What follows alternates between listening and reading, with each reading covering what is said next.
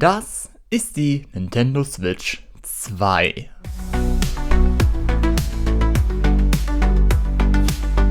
Gute allerseits.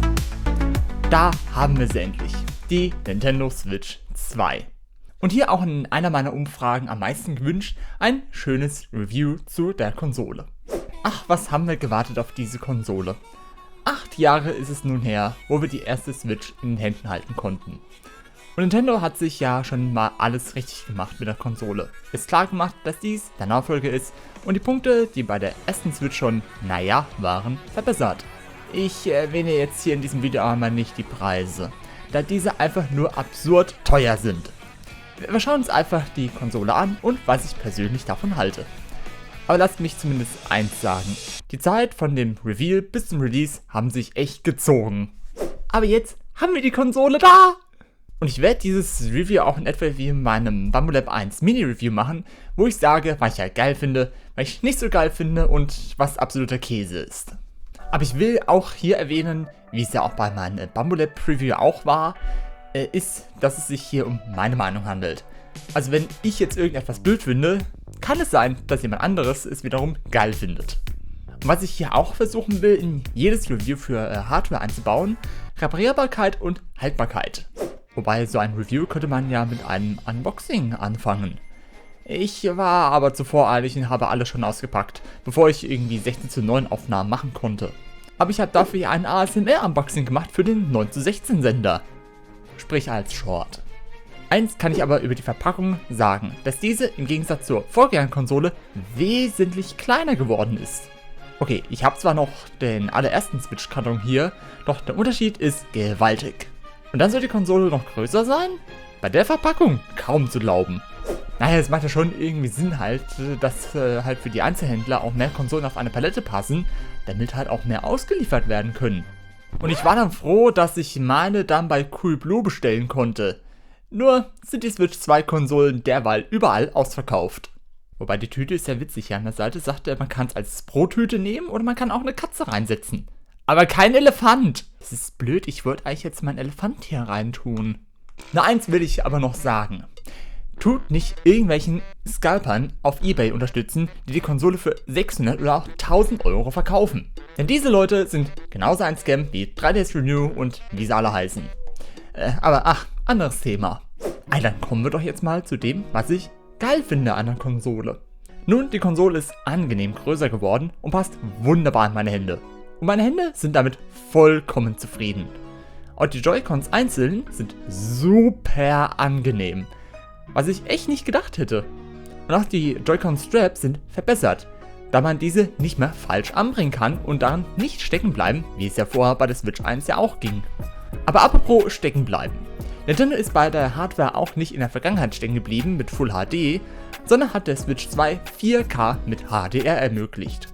Das ist auch gerade in Anbetracht, dass halt gesagt wird, dass die Switch 2 einer PS4 überlegen ist, sehen wir in Zukunft vielleicht noch das ein oder andere Grafikwunder auf ihr. Und verwundert hat mich auch der Standfuß der Konsole, wo ich anfangs beim Reveal dachte, dass wenn dieser aus Plastik ist, dass dieser einfach brechen kann.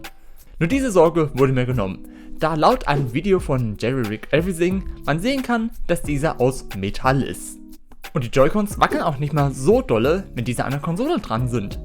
Und lassen sich einfach entfernen oder mit ordentlich Schmackes auch so entfernen, ohne Betätigung des Release-Knopfes. Ups.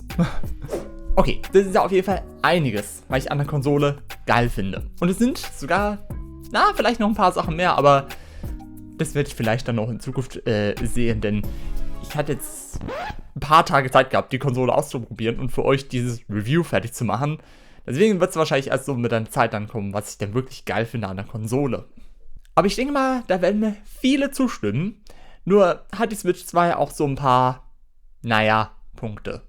Aber da machen wir doch damit mal weiter, ne? Und da ist der Bildschirm. Ich meine, versteht mich hier nicht falsch. Die Blickwinkel sind super, es ist farbenfroh und ein super Display, wie ich es sonst nicht von Nintendo gewöhnt bin. Und auch kann dies Full HD mit bis zu 120 Hertz darstellen.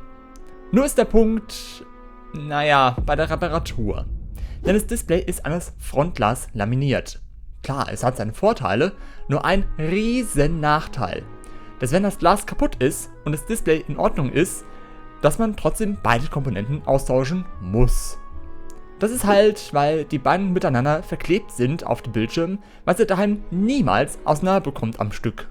Und so ist es auch bei allen iPhones, der Switch OLED gewesen und diverse iPad-Modelle, außer das normale iPad 10 und 11. Da ist das Glas separat trennbar vom Bildschirm. Und ich meine, das Display sieht auch gut aus. Aber selbst Apple kann es besser wie Nintendo. Ach du Scheiße. Dass wir solche Zeiten erleben. Ja, wobei dies ja eigentlich unfair ist zu vergleichen. Aber kommen wir mal zum Dock. Denn ja, es hat einen eigenen Lüfter für die Konsole, was ja gut ist. Nur die Konsole ist so locker in diesem Dock, wo ich mich frage, ob diese Lüfter dann überhaupt was bringt. Selbst meine Switch 1 im Dock hier sitzt fester drin wie bei der 2er. Seht selbst. Und beide Konsolen haben einen Displayschutz dran, was halt die Konsole 1 mm vielleicht dicker macht. Ja, oder hat es was zu tun, dass die Konsole dann mehr Luft hat, um halt nicht zu beheizen? Ich weiß es nicht. Was ich aber auch nicht so beurteilen kann, ist der Akku.